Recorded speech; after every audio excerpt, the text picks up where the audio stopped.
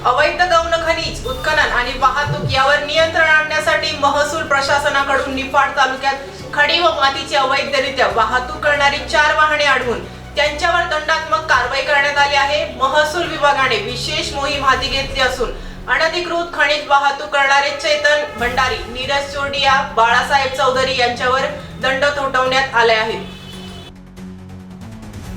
गौण खनिज वाहतूकदारांचे धाबे दणाणले, निफाडला महसूलची धडक मोहीम, 4 वाहनांवर दंडात्मक कारवाई।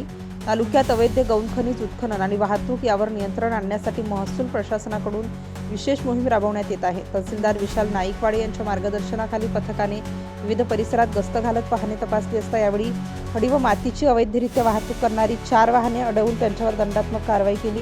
या कारवाईमुळे तालुक्यातील अनधिकृत खनिज वाहतूक करणाऱ्यांचे धाबे दणाणले आहेत। अवैध वाहतूक करणाऱ्यांवर वचक प्रस्थापित व्हावा यासाठी महसूल विभागाने विशेष मोहीम हाती घेतली आहे। या कारवाई दरम्यान चेतन भंडारी यांचा half body dumper MH15 JW 2787 खडीची अवैध वाहतूक करताना आढळला असल्याने सदर वाहन जप्त करून 1,18,000 रुपये दंड आकारण्यात आला।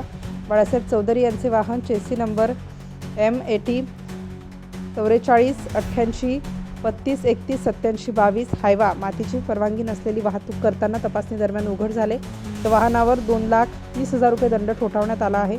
नीरज चोरडिया यांचे वाहन MH15 KJ 9339 half body dumper विनापरवाना खडी वाहतूक करताना आढळल्याने या वाहनावरही 1,18,000 रुपये दंड आकारण्यात आला आहे।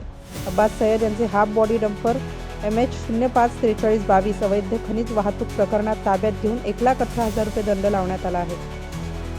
तहसीलदार विशाल नाईकवाडे यांच्यासह त्यांच्या पथकाने या कारवाई दरम्यान वाहतुकीची कागदपत्रे, रॉयल्टी, पावत्या, परवाने आणि मालाचा तपशील यांची तपासणी केली। नियमबाह्य वाहतूक आढळल्याने संबंधित सर्व वाहने ताब्यात घेण्यात आली।